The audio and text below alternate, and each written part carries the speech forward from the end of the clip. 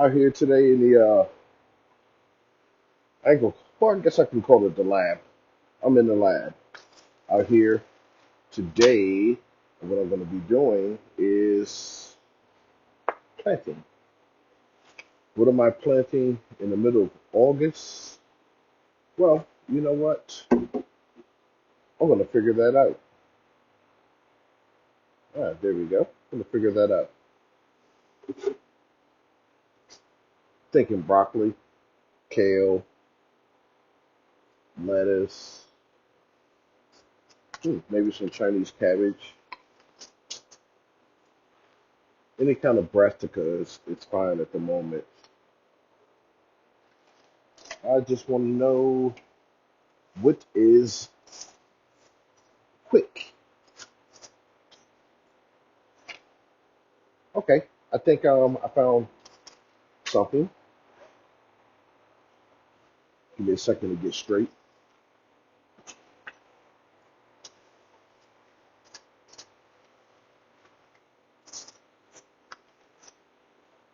Oh, also can plant carrots.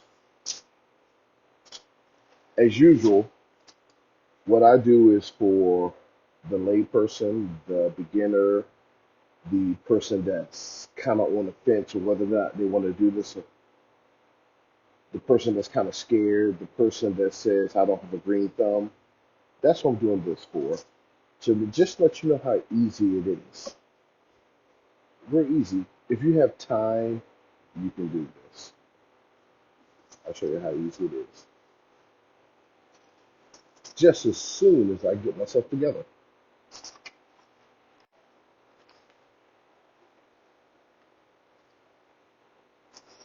Okay, that's days. Pepper season over. Tomato season almost over. Watermelon, melons over. Strawberries over. Beans a little bit more time.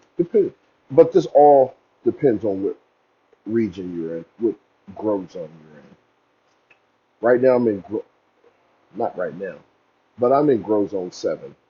And in grow zone 7, our last frost date or our first frost date should be, I believe, August.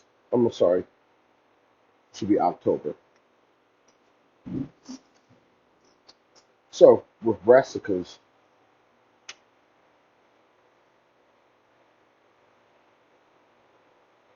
there we go. With brassicas, it can actually take a freeze.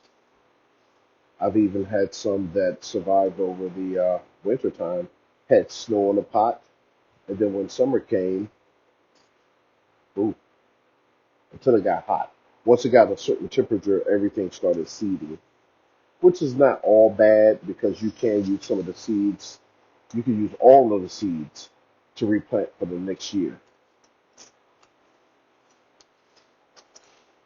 I'm just going to do 2 pots today, just a little tutorial just to show you exactly what I do and what's successful in my garden. Okay, 75 days, don't want to wait that long. Beans, I'm not going to waste my time with that. Georgia collards, 65 days. Kale, 55 to 65. Eh. Ooh, spinach, 47 days. Hmm. Mustard greens, India, Florida broadleaf, 48 days.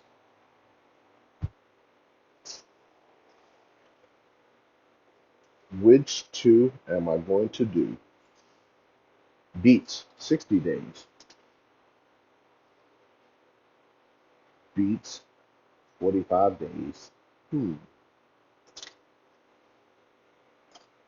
I know one thing for sure is mosquitoes are still out and they are very hungry.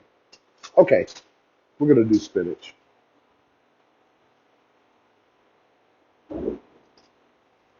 Got my pot, 2 gallon, got my soil. This is for the layperson. This is for the person that's kind of scared. Don't be scared. Here are my seeds. Spinach seeds are fairly large. Not sure if you can see that. But what I'm going to do is,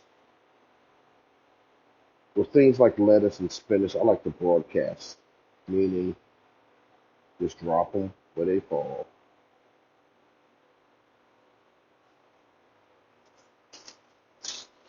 I'm going to let you zoom in on this one.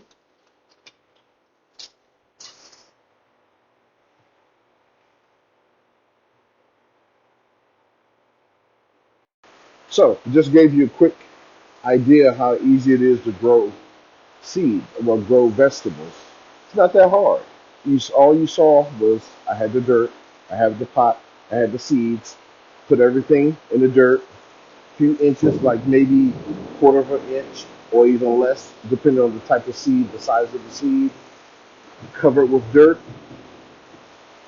put it out in the rain, walk away. Job is done. Now all you have to do is just wait for it to start sprouting, and you'll be eating spinach in 47 days. Now, of course, once everything turns green, that's when you do some feeding. And you have your 511, you have some people like cow manure, chicken manure. You have, like me, myself, I like coffee grounds, chicken manure, crushed eggshells, worm casting, bone meal, blood meal. These are some of the things that I use. If I can find worms, I drop worms in it also because that helps aerate the soil as they go through. Plus, the castings that they leave behind is very helpful for the food, for your vegetables. Very helpful. So the remainder of my day, what I'm going to be doing is some of my vegetables are allowed to dry so I can collect the seeds. And what happened is about seed collecting is one, I don't have to pay for this next year. They're free. Two, it's the seeds and the plants are adapted to my garden, which means that it's used to the way I water, the way I feed it, the way I fertilize. It's used to how much sun is in the area, how much heat is in the area. So that's why I do it. Those are some of the good reasons. Also, if you know any other fellow gardeners, you can share seeds. I have uh, someone I met in the neighborhood on one of my walks that does gardening, and I'm looking for it right now. But she shares seeds with me. These are corn seeds.